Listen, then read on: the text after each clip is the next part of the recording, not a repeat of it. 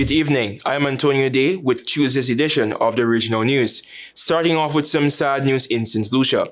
A family in Dennery is mourning following the murder of 36-year-old Jimmy Charles, one of the two reported killings over the weekend.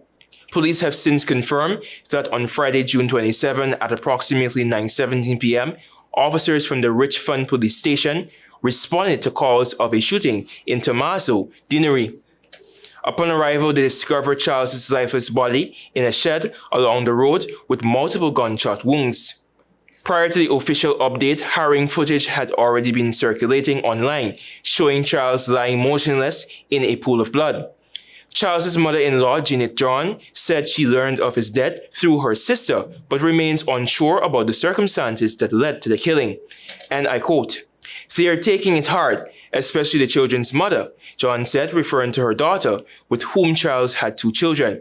"She's really down from the time that happened," unquote.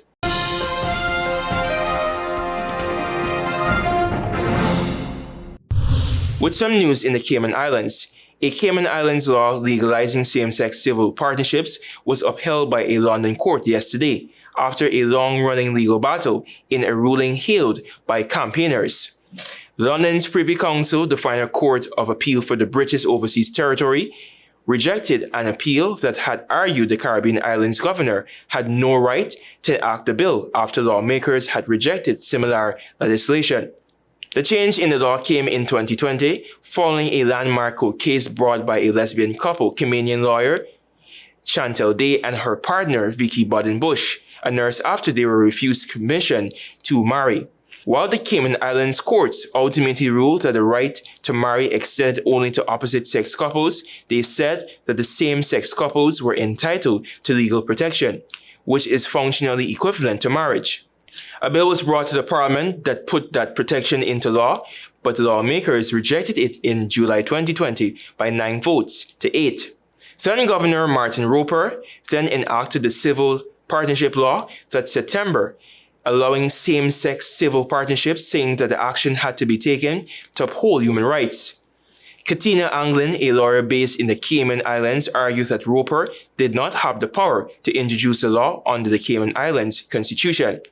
But her case was rejected by the Islands Court and her final appeal was dismissed by the Privy Council.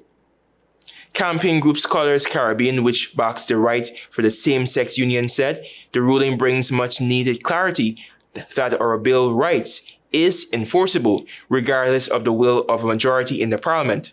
Anglin's lawyers did not immediately respond to requests for comment outside normal working hours.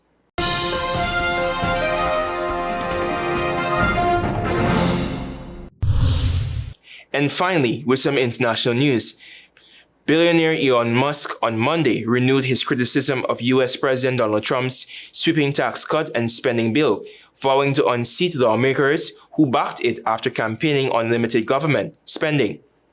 After weeks of relative silence following a feud with Trump over the legislation, Musk rejoined the debate on Saturday as the Senate took up the package, calling it utterly insane and destructive in a post on social media platform X.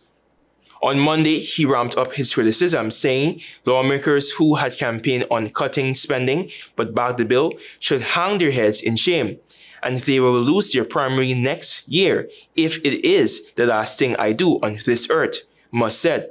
The Tesla and SpaceX CEO called again for a new political party, saying the bill's massive spending indicated that we live in a one-party country.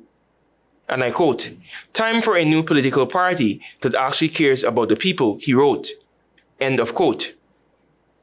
Thank you for watching. Goodbye for now.